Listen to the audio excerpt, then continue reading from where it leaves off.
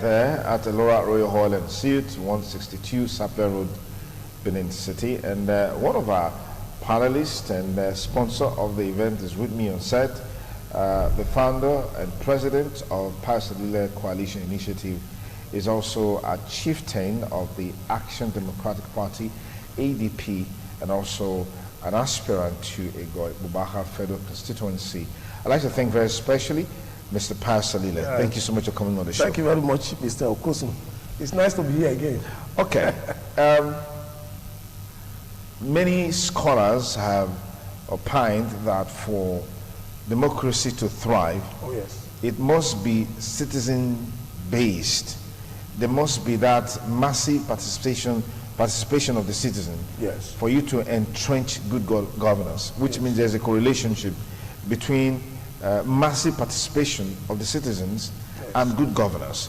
Today on the show, we're x-raying that using you as a case study. But what is the nexus between citizen participation and good governance, particularly against the background that back here, what obtains, what is prevalent, what is obvious, is not exactly the same like we see abroad. So what is the connection? Yes, the citizen must be politically conscious. The electorate, the vast majority of the people must be politically enlightened and participate in the process. Not only in contesting elections, but also in shaping the views and political consciousness of the people. And when there is that consciousness, it doesn't come as a result of your intellect. It comes as a result of enlightenment of the people. And it is important and imperative that the people are carried along. The people are enlightened. The people, they know their rights. They know where to vote. They know how to vote. They know their people. They also know those that are contesting election. They are part of the process of those contesting elections, the emergence of those contesting elections as well. They understand the issues as well. Part of the political process is for the electorate to understand the issues and be able to shape the issues that matters. So it is not only the politicians that should shape the issues that matters in the society. It is the people that should begin to articulate and raise the issues for the politicians and set the agenda. And that is why the electorate or the people can also go back and look at the records and see if you have been able to perform or if you have not been able to perform.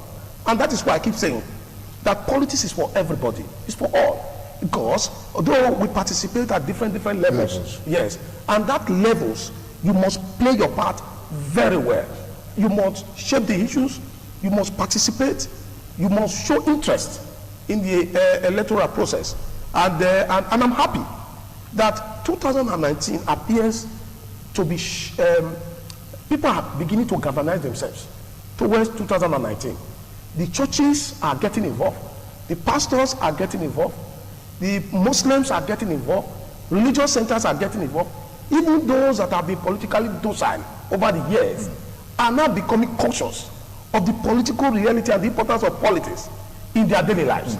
And that is beginning to shape the 2019 agenda. And that is where the press come in. And the press have a role to play as well. To begin to look at those that are participating, those that are contesting elections, and so that when the time comes for elections or the time comes for campaign, the press is able to invite those that are contesting elections, present the issues of the people before them. And let us look at their mindset towards the issues of the day. And let's see if they understand the issues. And let's also see if they have strategy in handling these issues. It is not enough to say, I want to go and represent my people. When you don't understand the issues that matter to their daily lives, and when you cannot articulate strategies of addressing the issues, and that is where the press must come in. The press must challenge the politicians to tell us their strategies and to also know their mindset towards the issues that have evolved over time, towards the issues that our people are concerned about. The press are close to the people. they themselves can also articulate some of these issues and present it before the politicians. Okay. So the politicians must also be able to tell the people, and those that are contesting the election or standing the election should be able to tell the people that yes, these are the issues that matter and these are my strategy. Okay. What, in your opinion, are those hindrances making it difficult for citizens to participate actively and then, of course, entrench good governance in our society? In our society, there are numerous issues. One, you have issues around, social issues around poverty. When people are not economically viable. When I mean economically viable, when they are being confronted with issues around daily existence. Economy has a lot to do with other issues of life. When you find it difficult to take good care of yourself, when you cannot pay your children's school fees, when you cannot, when your children are sick, you can't even pay their medical bills, when you cannot even feed them properly. All these things put pressures on families. You see, the issues of poverty and the issues of daily needs are things that we must confront. Because when society is economically viable, they tend to engage in other things actively. And that is one of the issues that are affected. Another one is religion. Religion has also played their own part. But now, because of the socio-economic problem that are affected and the misgovernance of government, the religious leaders appears to have woken up suddenly and said, look, we cannot leave this politics for people. And because they are seeing that the decisions that these people are taking are affecting them as well. And they are beginning to change their religious mindset and beginning to look at the scriptures very well. The Muslims are beginning to look at Quran very well and beginning to tailor them towards political participation. And that is also very good. Then another issue is the issue of enlightenment. The National Orientation Agency and all other public enlightenment agencies, they are not doing enough. INEC are not also doing enough. Because INEC should also have a public enlightenment strategy. It is important that you don't need to be a graduate to be able to understand the issues of daily lives. It is not all about education, it's about enlightenment. The society the people, the citizens must understand issues around human rights. You see, and one of the problems we have in this country is that we don't have legal aids for our citizens. So that is where the issues around poverty also comes in as well. So where a society, where the government is not supporting the citizens to enforce their fundamental rights, when their rights have been breached, they have no resources to enforce it. That is another issue. Our government here appears to be comfortable when citizens cannot enforce their rights. They appear to be comfortable with it, but it's not good. It's even dangerous for a society. And that is where in advanced countries they have legal aids everywhere, so that when your rights have been breached, you can as a matter of fact approach all these legal aids agencies where government even fund them, and you can even take legal action against government using government resources. Because your right matters to government. Government is the citizen. Citizen is the government. Absolutely. So the problem we have in this country, when people are elected, they think they are separate from the people. They are not the government. That is a wrong mindset. The citizen are the government. You use the resources of the government to enforce individual rights. The issue of inequality and the issue of discrimination in government, even the public institutions that are supposed to be responsible for the enforcement of rights and privileges of citizens, have been politicized. Now, let me give you an example. A situation where, if you look at what happened recently, where our former finance minister, as I speak, has not been invited by the police concerning the NYSC exemption certificate forgery. Has not been invited. Then recently, you can see Adeleke has been invited. But you see, when you discriminate, when institutions of government discriminate citizens, they tend to divide the country. And that is what is happening. The public institutions are responsible for the enforcement of rights of citizens. They protect the right of individual citizens. And that is why there are many things that are abnormal in this country. And that's what we keep saying. Where citizens are saying that after God is government, that society is sick because the citizens are supposed to be the head of government and not the other way. It is not true that after God is government. No, it is the people that determines who is the government. The people, they are the government. What's your assessment of the roles of political parties in political education, conscientization of the citizens for them to know their rights politically and then participate actively? They have a role. Political parties have members. They have members. They have structures. And those structures are opportunity because they hold meetings. They hold ward meetings. They even hold unit meetings. They hold ward meetings. They hold LGA meetings, local government meetings. They hold state meetings. It's an opportunity for them to enlighten the people on the issues around positive political orientations and political values. And that is where they come in, because political parties interact with their members all the time at different levels. Okay. And that is where they are supposed to also do that. But where you now have political parties where the leadership of the parties do not have the necessary prerequisites to be leaders, then there's another problem.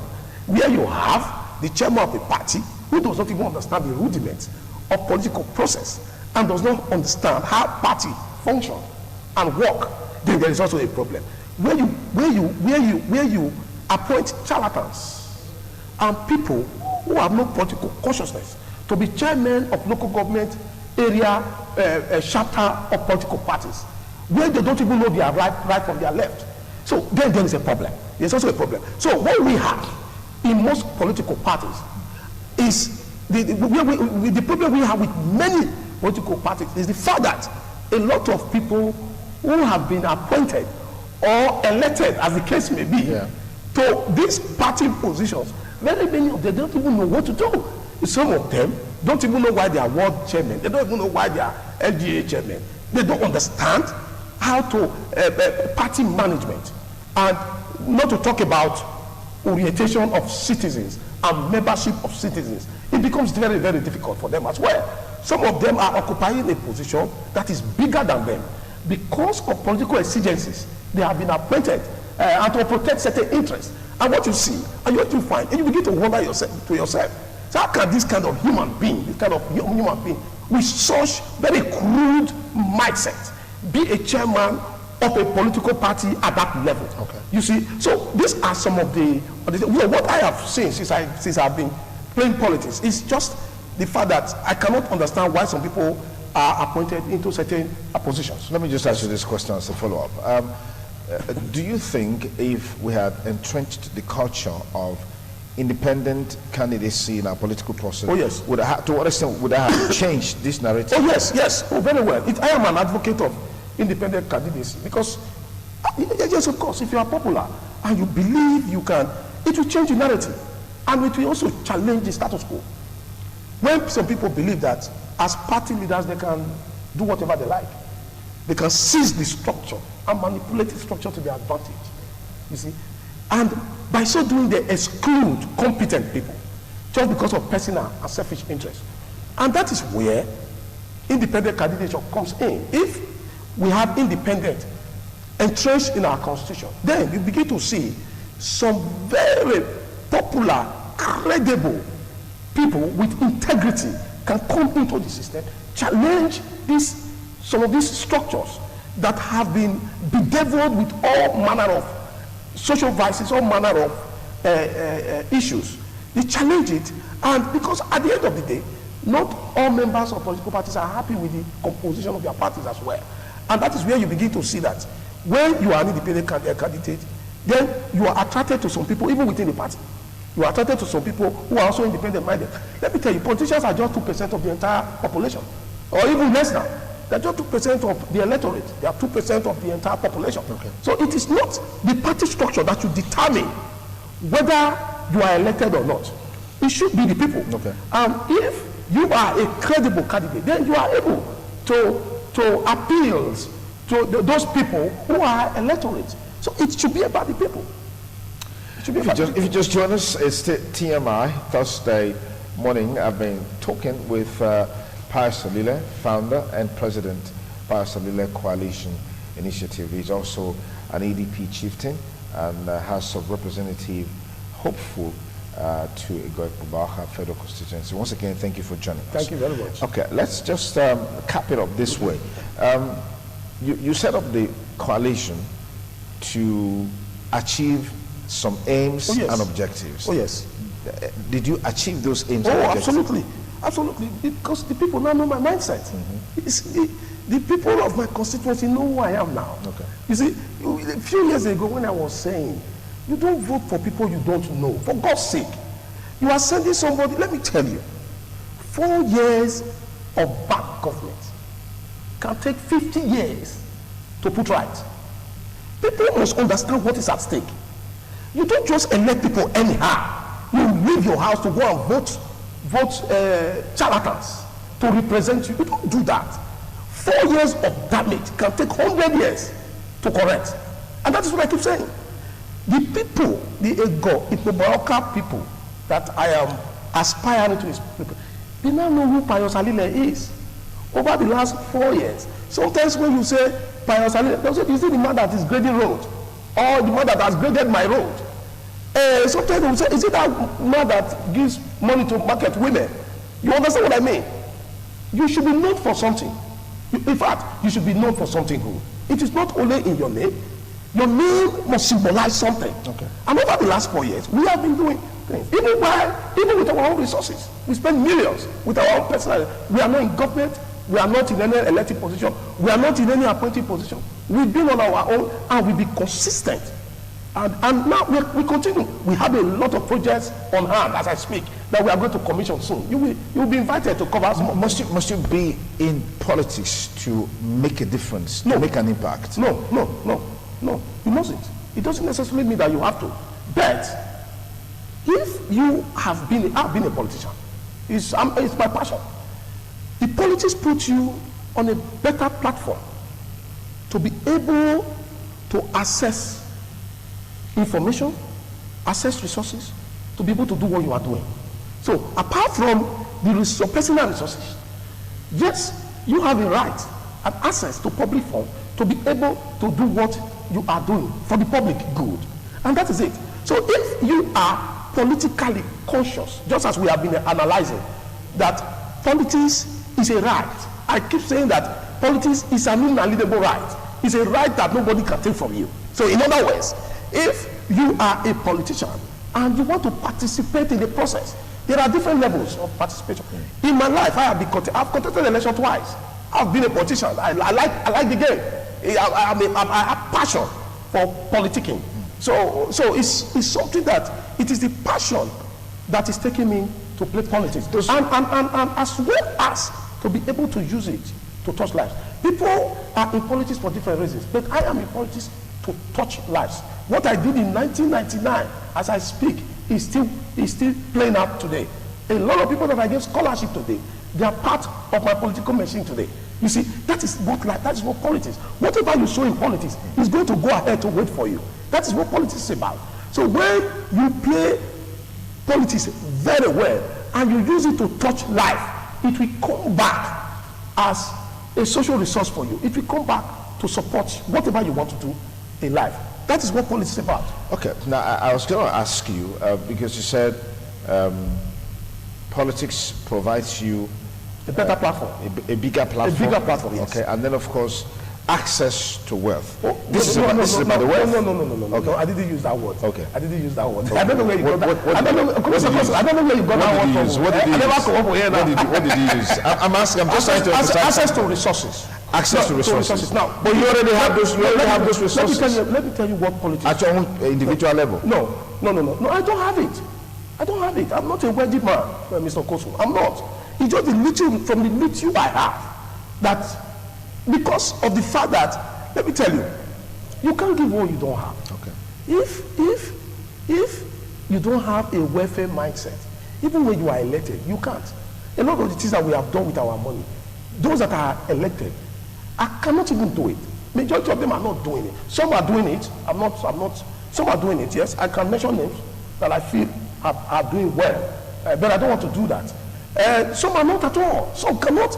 We have people who have represented us over the last 4 years. Excuse me. No, just you cannot count. You cannot count. Just hold on. We cannot go on that plank, on that path, because such people, they are not here now. So it doesn't look like we are throwing that. I'm not mentioning names. You don't have to mention names. So, even if you don't mention it, by implication, you could just be implying. But the point I want us to stay on course to drive this discussion to a logical conclusion.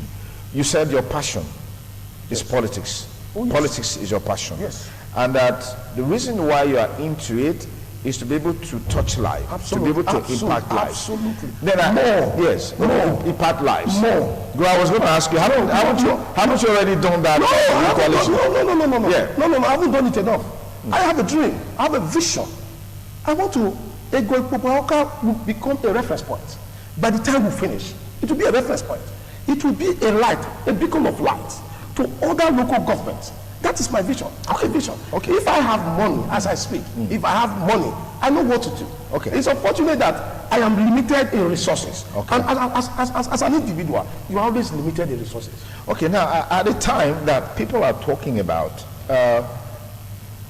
trying to reduce the resources available to politicians, for example, what legislators earn, both at the state or maybe at the national level especially. Yes. People are saying, well, this guy's earned so much. Yes. Let's see how we can reduce it. Maybe we can make it part-time. Oh, yes. We used to be motivated to go on this path. Look. Yes. Look. Just as I said, that my motivation is based on the welfare of the people. Okay. How much I can do for the people. How much lives that I can touch. As much as I can. Okay. I am an advocate of reduction of remuneration, because it has caused so much inequality. A situation where a House of Rep, a House of Assembly member will be going on with millions. The minimum wage is still 18,000. Is incomprehensible, honestly speaking. If we can deploy the resources of this nation towards the citizen, then I don't think we'll have all these problems that we are having. The inequality, the wealth of this nation is in the hands of very few people. I keep saying it. Each time I'm on television, I say it. We must find a way of bridging the inequalities that exist in our country. And if reduction of remunerations for public office holder is the way to go, I will support it anytime, any day. And I've said it. When I get to the National Assembly, it's one of the issues that I'm going to bring to the front burner. Okay, I've said that repeatedly. We'll see how you succeed. Oh yes. I will. I heard a story. I heard a will. story one time when this issue came up, and then the first time the legislators now met the old guys there and said, look, is it in our time that you're talking about? Just put that thing aside. And then the matter died in natural. Then you have to do you have to put it on record. Yes, that you made such a point. Absolutely. Okay, now let's conclude with this. A whole lot is happening in the country right now. It's all about 2019. Yes. What are the key issues that will shape the outcome of 2019? A lot of issues. A lot of issues. One, the anti-corruption issues. The issue of corruption is still there. It's still there, and the people are very worried. Then the second issue is the issue of discrimination and lopsided appointments.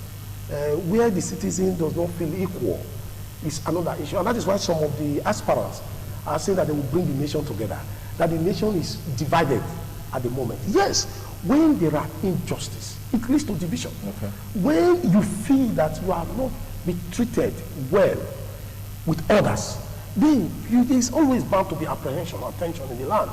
And that is what we're talking. Economy is also another issue. Not the economic indices. We are talking about economy that affects lives directly. Not all these economic analysis, economic projections, economic narratives. No. We are talking about economic policy that affects you directly. The policy direction that affects the welfare and the well-being of the people. Electricity is still there. It's still an issue. The government of APC has not been able to solve the electricity issue. We are still juggling between 3,000 to 5,000 megawatts as I speak. The electricity issue is still an issue. Salaries of civil servants is still an issue. So we have so many. Healthcare is still an issue in this country. Good roads, they are still an issue. Transportation system, they are still an issue. You see, we have so many issues. Education issues, institutions, they are still an issue. The welfare of students, the welfare of market women, they are still an issue. So we need policies that are holistic and policies that drive development and bring development down to the people. That's what we need.